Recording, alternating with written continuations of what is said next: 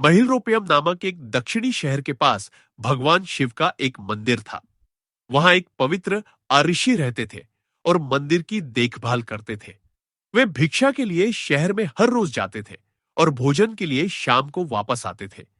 वे अपनी आवश्यकता से अधिक एकत्र कर लेते थे और बाकी का बर्तन में डालकर गरीब मजदूरों में बांट देते थे, जो बदले में मंदिर की सफाई करते थे और उसे सजावट का काम किया करते थे।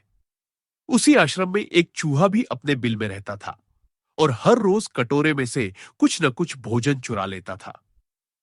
जब साधु को एहसास हुआ कि एक चूहा भोजन चोरी करता है, तो उन्होंने इसे रोकने के लिए सभी तरह की कोशिशें की।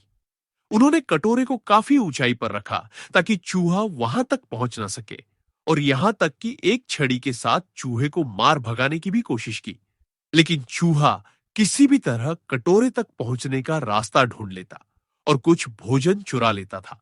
एक दिन एक भिक्षुक मंदिर की यात्रा करने के लिए आए थे, लेकिन साधु का ध्यान तो चूहे को डंडे से मारने में था और वे भिक्षुक से मिल भी नहीं पाए। इसे अपना अपमान समझ भिक्षुक क्रोधित होकर बोले, आपके आश्रम में फिर कभी नहीं आऊंगा, क्योंकि लगता है मुझसे बात करने के अलावा आपको अन्य काम ज्यादा महत्वपूर्ण लग रहा है। साधु विनम्रता पूर्वक चूहे से जुड़ी अपनी परेशानियों के बारे में भिक्षुक को बताते हैं कि कैसे चूहा उनके पास से भोजन किसी न किसी तरह से चुरा ही लेता है। यह चूहा किसी भी बिल्ली या बंदर को हरा सकता है। अगर बात मेरे कटोरे तक पहुंचने की हो तो मैंने हर कोशिशें की है, लेकिन वो हर बार किसी न किसी तरीके से कि भोजन चुरा ही लेता है। भिक्षुक ने साधु की परेशानियों को समझा और सलाह दी। चूहे में इतनी शक्ति, आत्मविश्वास और चंचलता के पीछे अवश्य ही कुछ न कुछ कारण होगा। मुझे यकीन है कि इसने बहुत सारा भोजन जमा कर रखा होगा और यही कारण है कि चूहा अपने आप को बड़ा महसूस करता है और इसी से उसे ऊंचा कूदने की शक्ति मिलती है। चूहा जानता है कि उसके पास कुछ खोने के लिए नहीं है, इसलिए वो डरता नहीं है।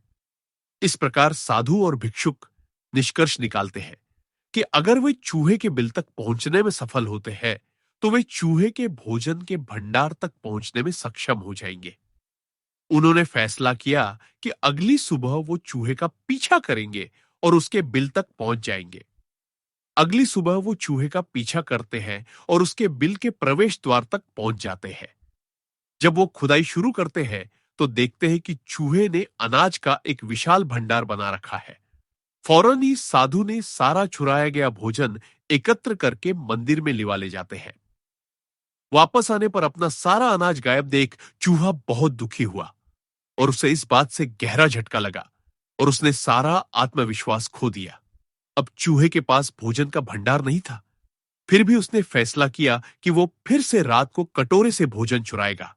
लेकिन जब उसने कटोरे तक पहुंचने की कोशिश की, तब वह धड़ाम से नीचे गिर गया और उसे यह एहसास हुआ कि अब न तो उसके पर शक्ति है और न ही आत्मविश्वास। उसी समय साधु ने भी छड़ी से उस पर हमला किया। किसी तरह चूहे ने अपनी जान बचाई और भागने में कामयाब रहा और फिर वापस मंदिर कभी नहीं आया।